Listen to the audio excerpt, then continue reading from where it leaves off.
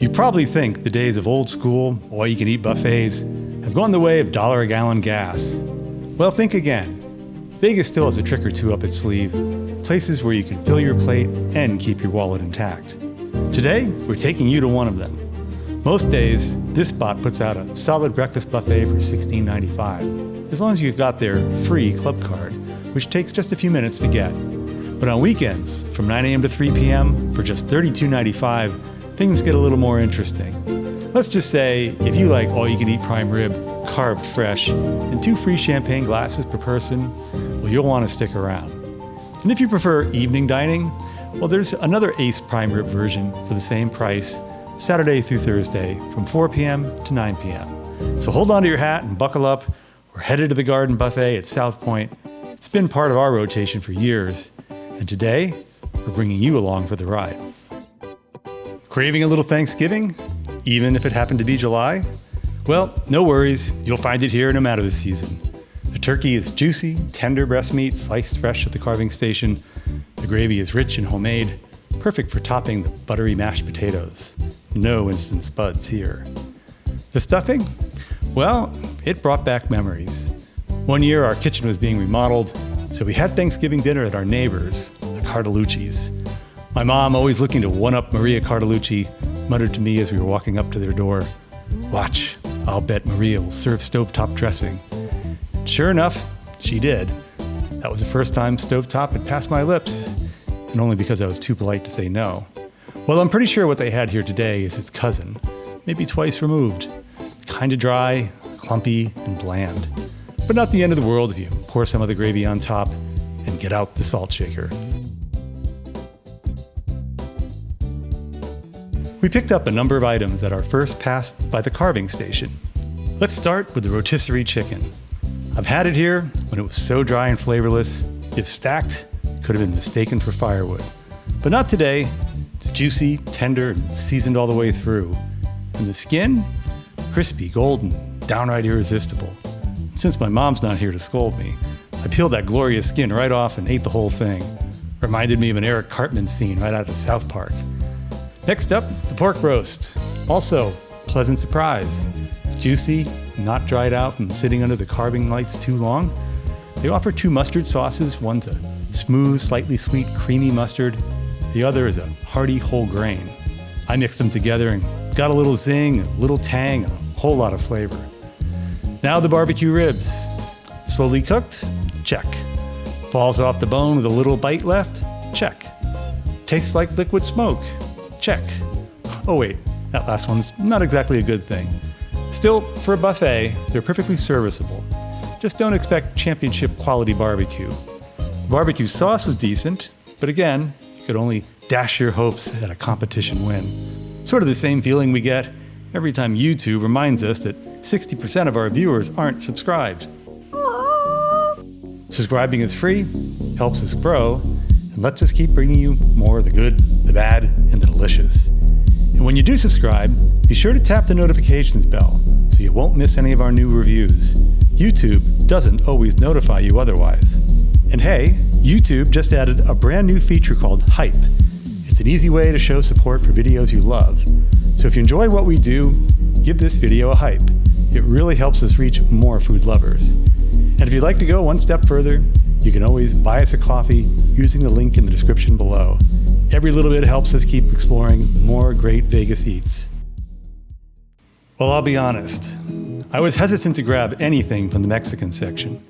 In the past, I did find it reliable, but only in its ability to disappoint.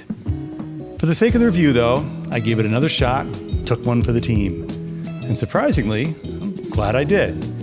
Even though everything looked the same as always, the flavors were a whole different story.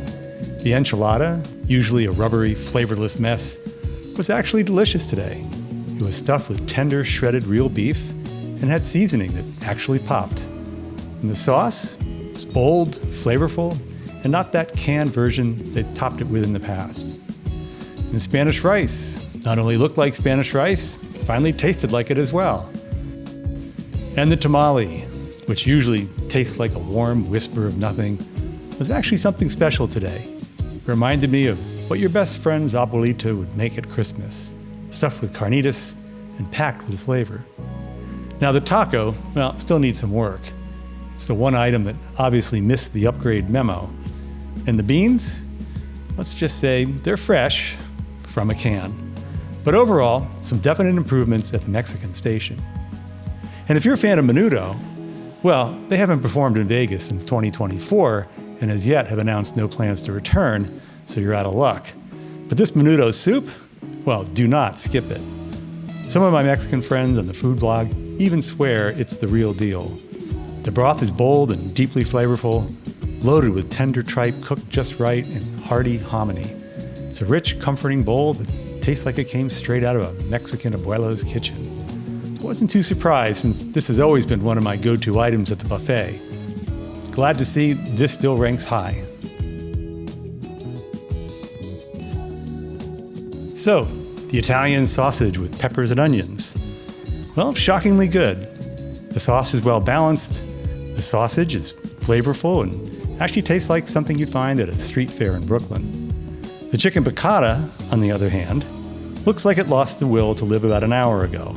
It's been sitting on that steam table so long it's more part of the decor than a food item, and it more or less tastes like it. In fact, the furnishings here may even taste better than this sorry excuse for chicken piccata. Now, these little bangers, always a winner, juicy, snappy, and dependable. If you're going to gamble on sausage at this buffet, let it be these. While it seems improbable that they make this type of dish on site, they certainly taste like it. And while we're on the topic, make sure to skip the breakfast sausage and bacon. The sausage tastes like regret, and the bacon is paper thin and reminds me of the tasteless boxed bacon I used to see at the restaurant wholesaler. The kind of bacon purchased by restaurants which only reheat food rather than actually prepare food. At South Point, I usually avoid the Asian section like the plague. But since we're reviewing everything, I braved it. Well, the Mongolian beef has a decent flavor, but it's missing that signature wok, the smoky kiss of fire that makes great stir-fry unforgettable. My recommendation, I'd skip it. The shrimp, while clearly not made in-house, are a Vegas buffet classic. You'll see these same battered shrimp up and down the strip, straight out of the 80s. My parents used to keep a freezer bag of them for us kids, and honestly, they haven't changed a bit in all those years. Not exactly authentic Asian fare, but you'll find them in the Asian section anyway. Okay, the fried rice. Well, the nicest thing I can think to say is nothing at all. And finally, the green beans, frozen, limp, and lifeless. To me, they're more than just bad, they're a cry for help. And I suggest avoiding at all costs. Well, I'm shocked. The biscuits and gravy are actually good today. In the past, they've tasted like white paste poured over chalky little bricks that crumbled like dirt. I know what you're thinking. With expectations that low, it wouldn't take much to be shocked. But trust me, this is one of my most loved dishes. And today, they're completely different. The biscuits are soft and fluffy, the gravy has real flavor, and it tastes like something a cook actually sampled before serving. Now, on the other hand, the hash browns are a classic go-to for me at this buffet. And today, they didn't disappoint.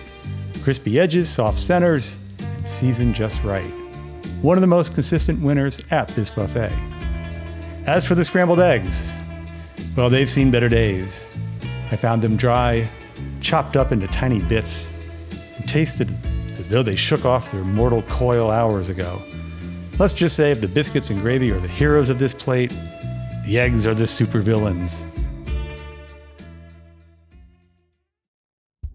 Finally, back to the carving station for what is unquestionably the star of this show. I'll never forget the first time I tasted prime rib. I was 7 years old, and we were at the Hungry Hunter in Oceanside, California. One bite, and my eyes rolled back in my head. I knew I'd never be the same. My father looked at me and said, "Slow down, don't take such big bites, you'll choke." And wouldn't you know it, he was right. They had to perform the Heimlich maneuver right there at the table.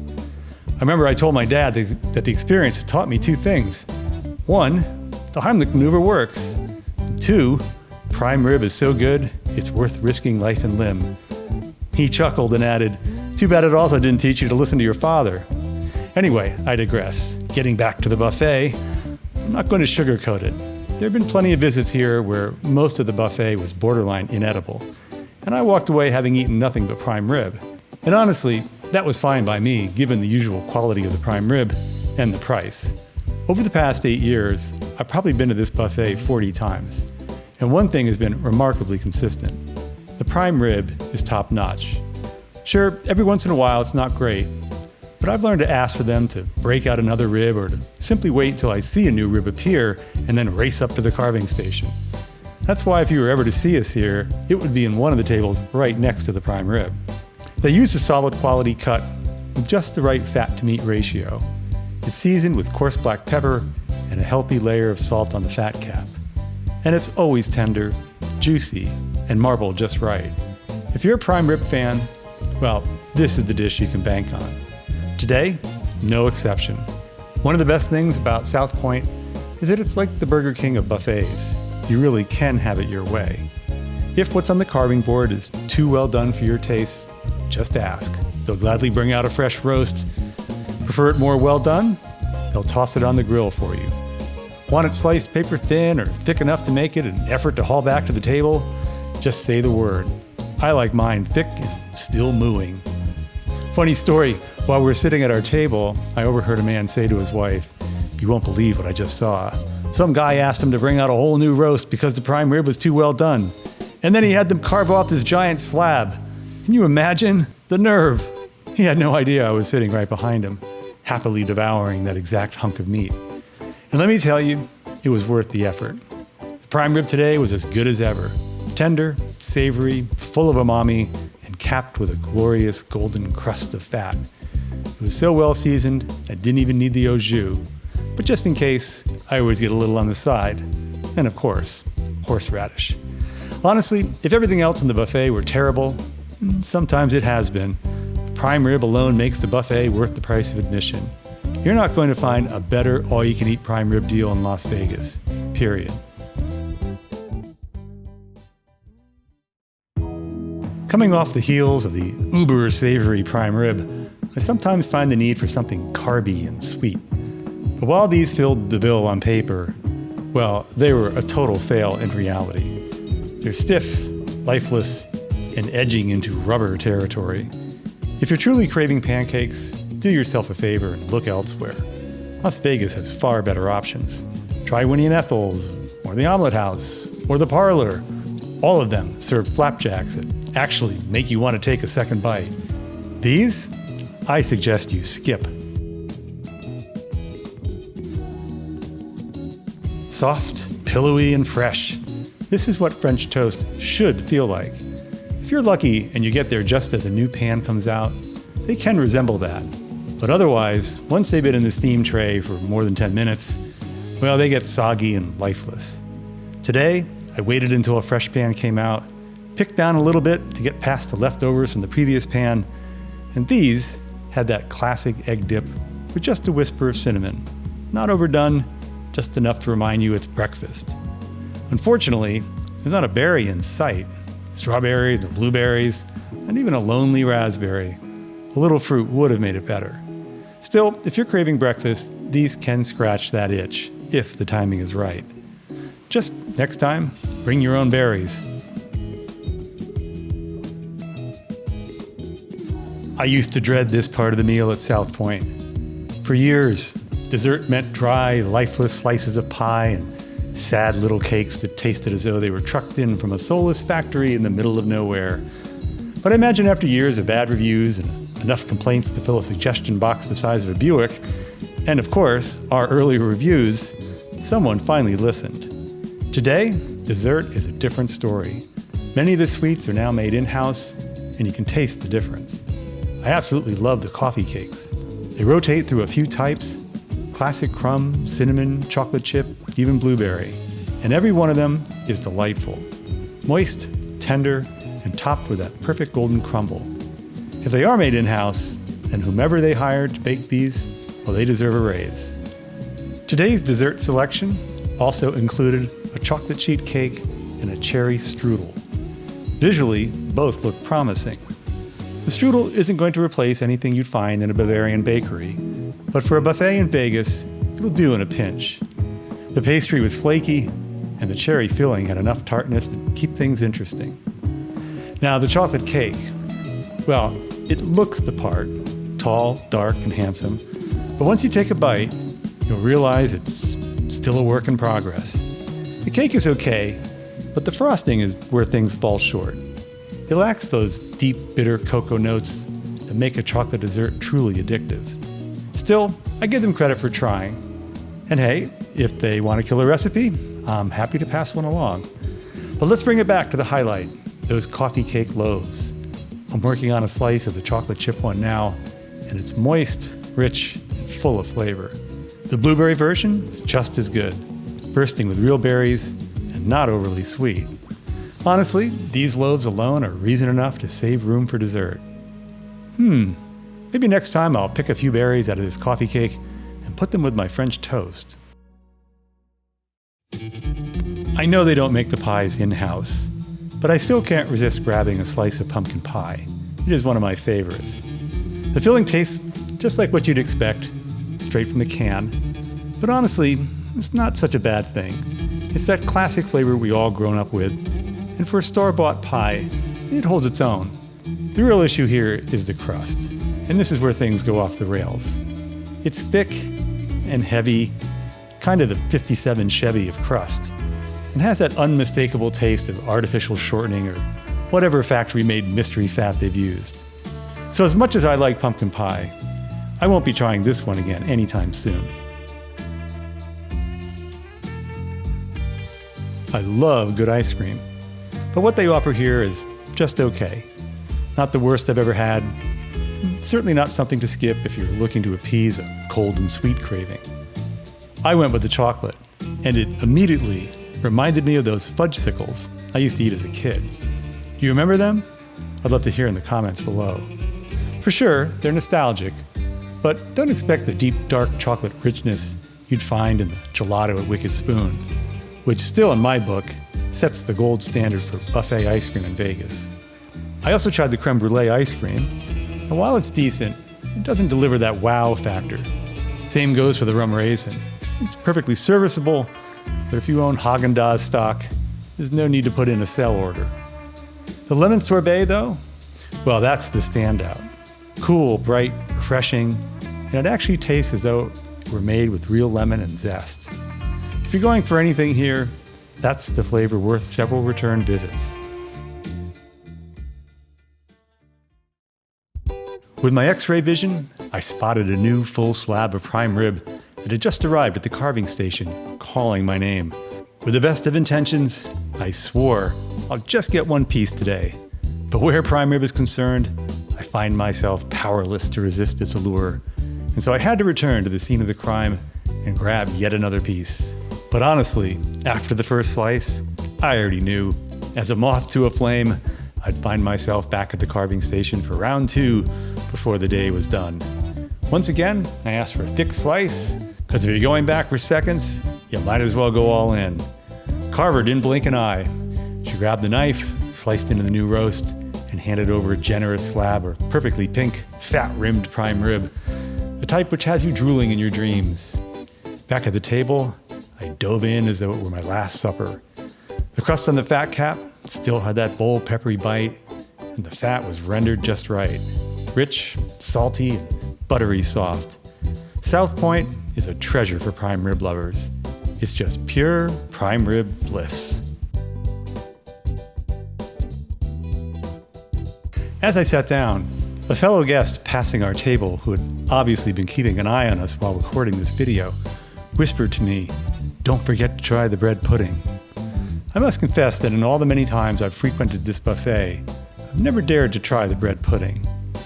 I usually find this dish an afterthought at most buffets, and bread pudding overall isn't one of my favorite desserts. But I have to admit, this is some of the best I've ever had at a buffet. I can't honestly tell you if it's better than it used to be, since this was my maiden bread pudding voyage here. But the vanilla sauce is absolutely fantastic. It's everything a vanilla sauce should be. Warm, rich, eggy, and sweet. The bread pudding is just fantastic. sweet, gooey, warm, and the raisins are great on it. This is definitely not to be missed. You had me at bread pudding. So, is the garden buffet at South Point worth it? Well, on weekends when prime rib and champagne are flowing like running water for $33, absolutely. It's not perfect. Some dishes feel as though they just came out of a time capsule, stored away as perfect examples to the future of how not to prepare food. Others could use a little love and seasoning, and several have recently evolved into crave-worthy fare. But here's the takeaway.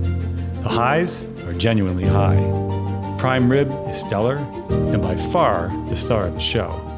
It alone makes this buffet worth the price, and gives me reason to keep coming back again and again. The coffee cakes are dangerously good, and the bread pudding, well, let's just say I'm kicking myself for ignoring it all these years. In a town with the classic all-you-can-eat buffet is vanishing faster than loose change at a slot machine, South Point is holding the line. Affordable, dependable, and still full of surprises. Whether you're a longtime local or just visiting and hungry for value, this is one Vegas buffet that still knows how to fill your plate and your belly without emptying your wallet. Just don't forget the bread pudding. Seriously, I won't make that mistake again. Well, we'll be back at the Garden Buffet at South Point real soon. Who knows, maybe you'll see us there. We'll be the ones pestering the carver for the most perfect, fattest piece of prime rib you've ever seen. And of course, don't forget to tell them, Let's Eat Vegas sent you. Okay, truth be told, with every intention of leaving the buffet, I was drawn back for a third piece of beef. What can I say? I'm powerless when it comes to prime rib. Hello, my name's Adam, and I'm addicted to prime rib. Hello, Adam. Hi, Adam. Hello, Adam.